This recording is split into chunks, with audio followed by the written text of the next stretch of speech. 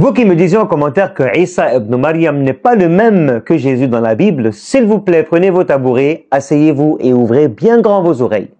Jésus, fils de Marie ou Isa ibn Maryam, est l'une des figures les plus honorées du Coran. Contrairement à certaines idées reçues, il est loin d'être ignoré par l'islam. Il est prophète, messager, messie et il est même appelé parole d'Allah, parole de Dieu. Mais que nous dit vraiment le Coran à son sujet? Voici sa vie verset par verset. Le Coran nous décrit la naissance de Jésus comme un miracle divin, sans père biologique. Marie dit « Comment aurais-je un enfant alors qu'aucun homme ne m'a touché ?» L'ange Gabriel répondit « C'est ainsi. Allah crée ce qu'il veut. Quand il décide d'une chose, il dit seulement « Soit et elle est. Kun fayakun » Sourate 3, verset 47. Marie est l'unique femme mentionnée par son nom dans le Coran. Et elle a elle-même une sourate à son nom, subhanallah. Sourate Maryam 19. Ô Marie, certes Allah t'a élu, t'a purifié et t'a élu au-dessus des femmes des mondes. Sourate 3, verset 42. Subhanallah. Peu après sa naissance, Jésus parle déjà pour défendre sa mère, disant « Je suis le serviteur d'Allah. Il m'a donné le livre et a fait de moi un prophète. » Sourate Maryam 19, verset 30. Allah accorde à Jésus plusieurs miracles, mais toujours bi'idnillah, par la permission, par la volonté d'Allah, de Dieu. Je crée pour vous de l'argile un oiseau, puis je souffle dedans et, par la permission d'Allah, il devient un oiseau. Je guéris l'aveugle né et le lépreux, et je ressuscite les morts, par la permission d'Allah. Sourate 3, verset 49.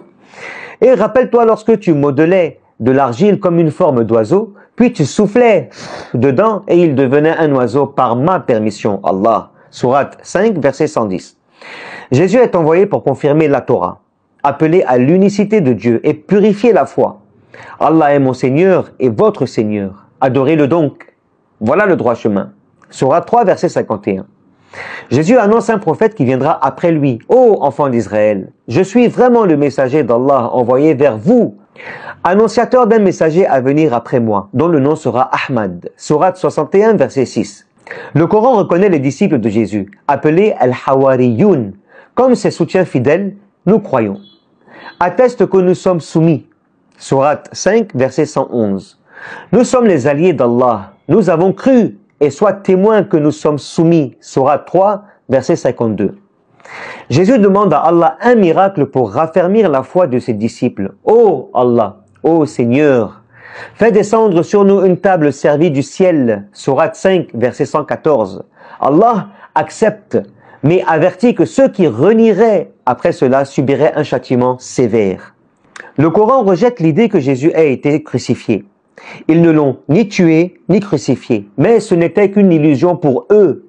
Allah l'a élevé vers lui. Sourate An-Nisa, les femmes 4, versets 157-158.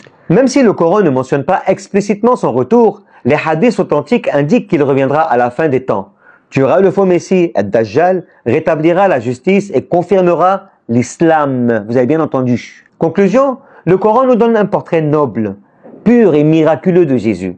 Il n'est ni Dieu, ni fils de Dieu, mais un prophète puissant, humble et aimé de Dieu. Il est un signe de la miséricorde divine, un messager de vérité et l'un des plus grands hommes de l'histoire spirituelle. Alors j'ai une question pour vous.